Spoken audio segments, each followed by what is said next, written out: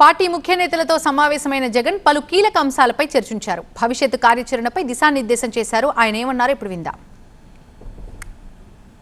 రాష్ట్రంలో ఈరోజు జరుగుతూ ఉన్న పాలన ఎలా ఉంది అన్న దాని మీద క్లుప్తంగా నేను I will just run through. ప్రజలకు ఈరోజు పూర్తిగా భ్రమలు పూర్తిగా తొలగిపోయాయి. ఈ ప్రభుత్వం చేస్తూ ఉన్న పనులను చూసి, ఈ ప్రభుత్వం వ్యవహరిస్తూ ఉన్న తీరును చూసి, ఈ ప్రభుత్వం ఏమాత్రం కళ్ళార్పకుండా ఆడుతూ ఉన్న అబద్ధాలను చూసి, ఏమాత్రం జంకు బొంకు కూడా తెలియకుండా లేకుండా పొడుస్తూ ఉన్న వెన్నుపోట్లను చూసి ప్రజలకు పూర్తిగా భ్రమలు అనేవి తొలగిపోయాయి. ఈరోజు నిజంగా వ్యవస్థలన్నీ కూడా పూర్తిగా నిర్వీర్యమైపోయిన పరిస్థితులు కనిపిస్తూ ఉన్నాయి. ఎక్కడ చూసినా అరాచకమే, ఎక్కడ చూసినా అవినీతి కనిపిస్తూ ఉన్న పరిస్థితులు.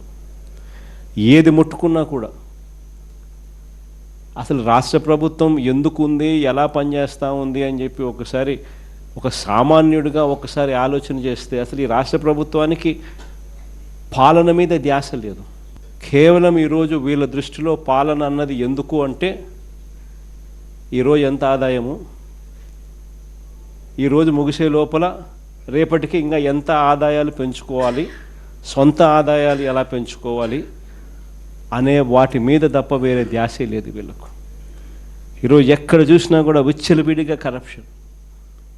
రాష్ట్రానికి సంబంధించిన ఆదాయాలు తగ్గుతూ ఉన్నాయి, రాష్ట్రానికి రావాల్సిన ఆదాయాలు తగ్గుతూ ఉన్నాయి.